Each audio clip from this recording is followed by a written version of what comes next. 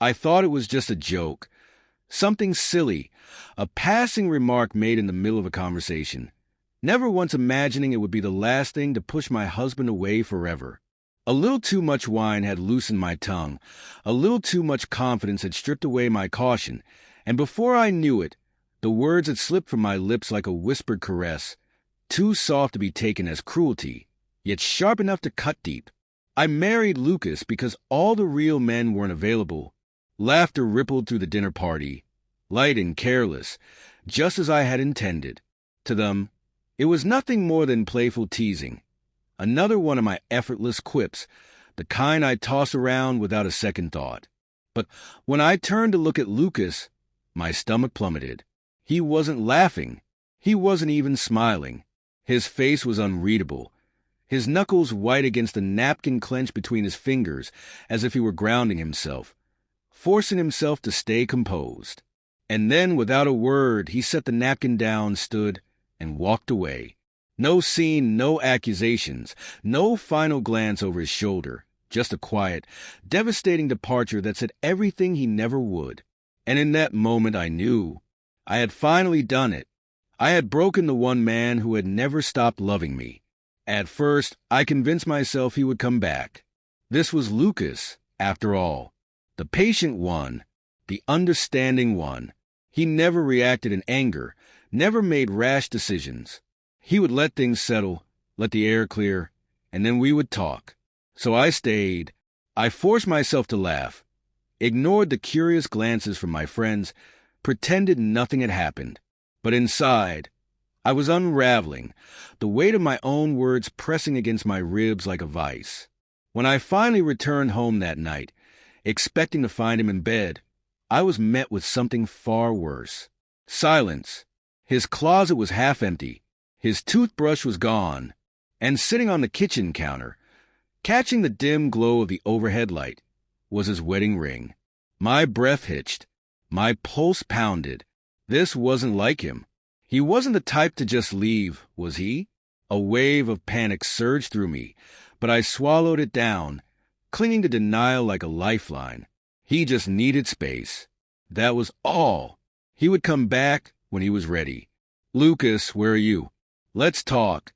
I sent the text. No response. I called. Straight to voicemail. Another text. Another call. Nothing.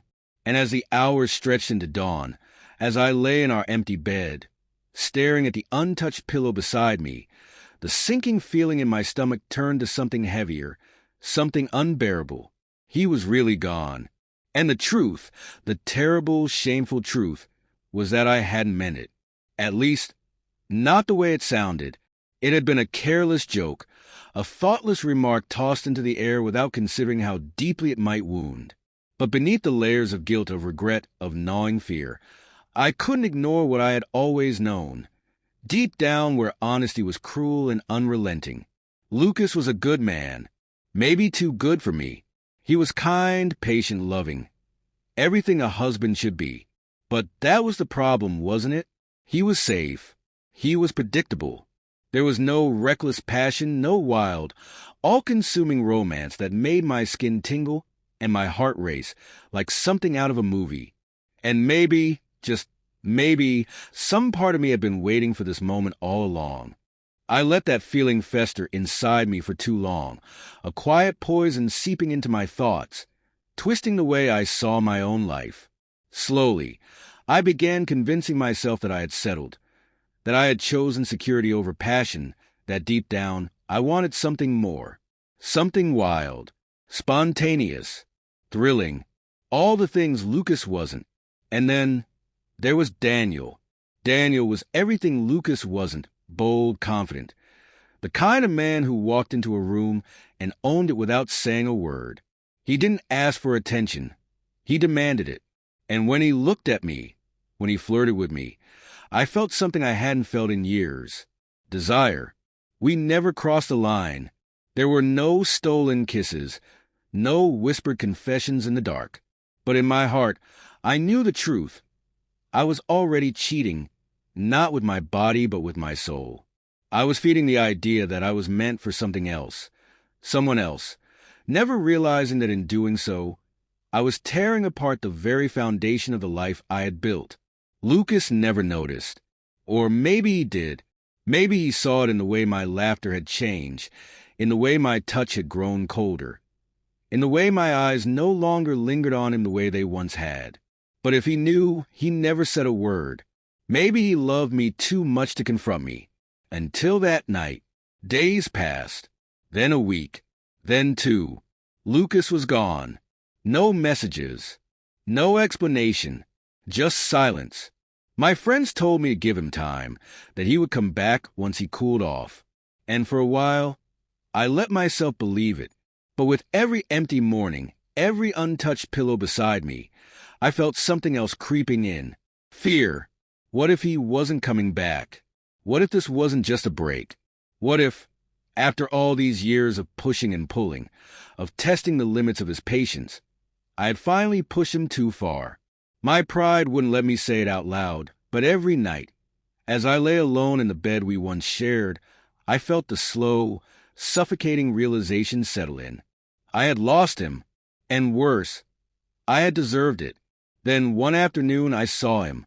I had walked into my favorite cafe, expecting nothing more than to drown in my own self-pity over a cup of coffee, when my eyes landed on him. Lucas, sitting at a small table by the window, his face lit up in a way I hadn't seen in years. He was smiling, laughing, and across from him was her. She was everything I wasn't: graceful, confident, effortlessly beautiful. She didn't try too hard. She wasn't loud. She wasn't overly flirtatious. She was just happy. And so was he. My chest tightened, my stomach twisted into knots. I knew that look. I had seen it before. I had felt it before. It was the way he used to look at me. And the worst part, she knew.